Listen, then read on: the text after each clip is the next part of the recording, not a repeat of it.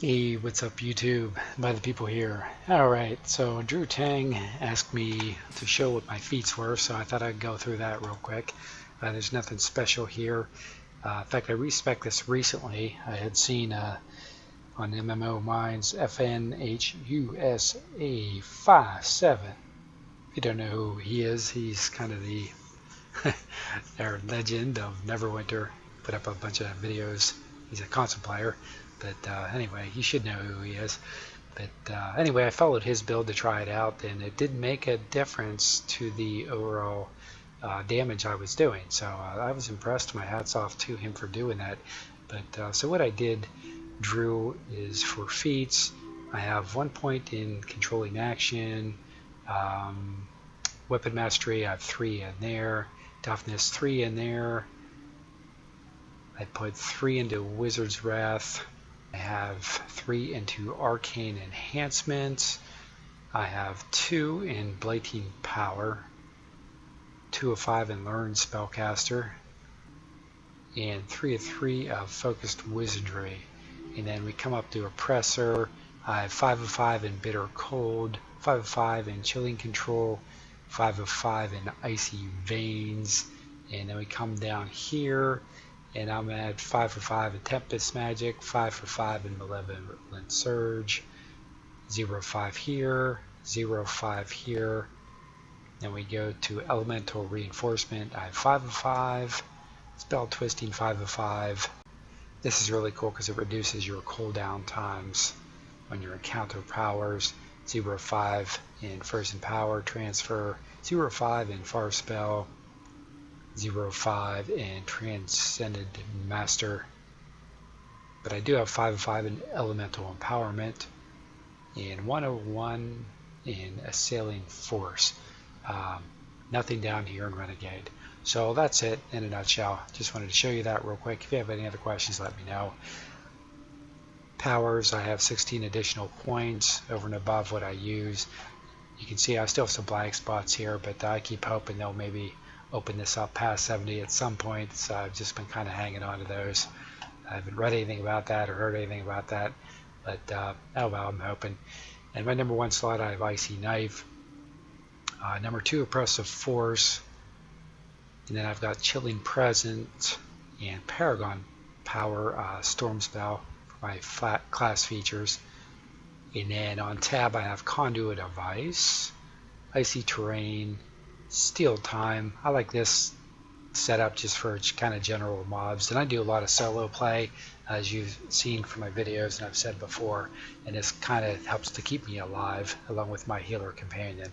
But then I use Sudden Storm. Sometimes I'll use Disintegrate in that slot. And then when I go to a boss battle, I'll put Disintegrate here, use Confuse Ray, Sudden Storm I leave here, and I also use Chill Strike.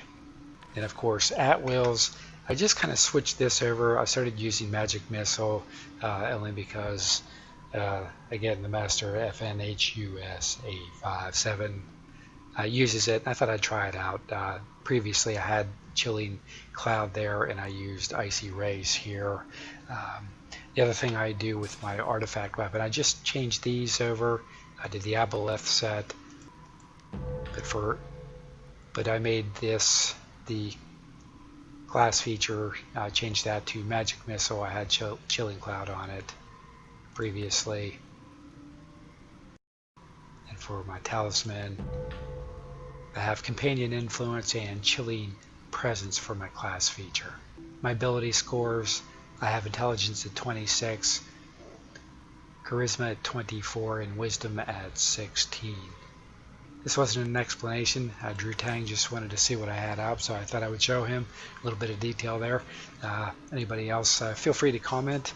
Oh yeah, one other thing I ought to show. My companion, again, I do a lot of solo play. I kind of like this one. For now, I've been trying it out for a while.